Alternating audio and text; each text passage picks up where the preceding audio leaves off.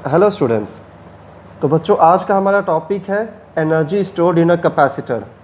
कि अगर हमारे पास कोई कैपेसिटर है तो उसमें हमारे पास कितना एनर्जी स्टोर होगा, आज हमें ये कैलकुलेट करना है।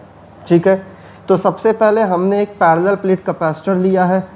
एक प्लेट पे आपका पॉजिटिव चार्ज है, दूसरे प्लेट पे आपका नेगेटिव चार्ज है। और जो आपका चार्जेस का फ्लो हो रहा है वो आपका चार्जेस का flow from negative plate to positive plate जा रहा है। या फिर अगर मैं करंट के टर्म में बात करूं तो आपने पढ़ा है electronic flow of current and conventional flow of current. ठीक है, तो कन्वेंशनल फ्लो ऑफ करंट क्या होता है? जब भी आपका करंट पॉजिटिव टर्मिनल से नेगेटिव टर्मिनल जाए। और इलेक्ट्रॉनिक आपका क्या होता है? जब भी आपका करंट नेगेटिव टर्मिनल से पॉजिटिव टर्मिनल आए।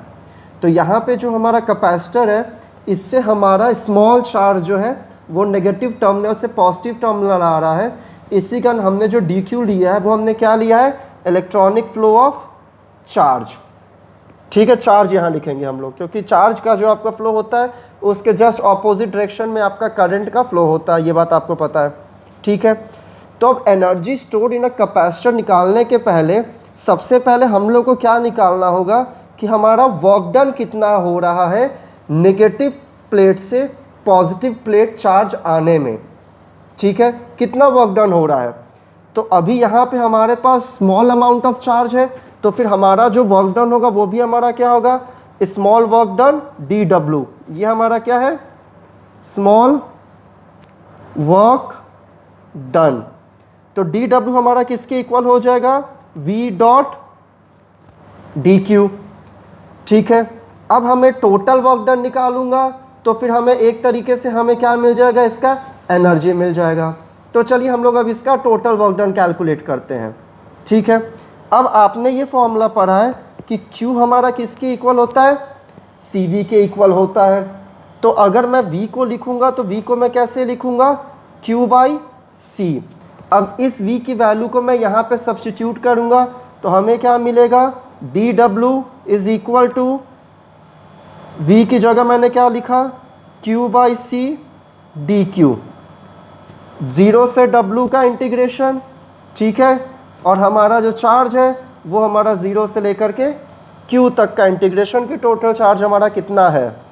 ठीक है, तो ये हमारा क्या हो जाएगा? W is equal to 1 by c, तो हमारा कांस्टेंट है। तो हमारा अंदर में क्या बचेगा? सिर्फ Q D Q integration from 0 to Q। या फिर हम क्या लिख सकते हैं? That work done W is equal to 1 by C Q square upon 2, क्योंकि integration of Q D Q हमारा क्या हो जाएगा? Integration of Q D Q is equal to Q raise to the power 1 plus 1 upon 1 plus 1 which is equal to Q raise to the power 2 upon 2। अब lower limit हमारा 0 है तो ये term हमारा अपने आप कैंसिल आउट हो जाएगा।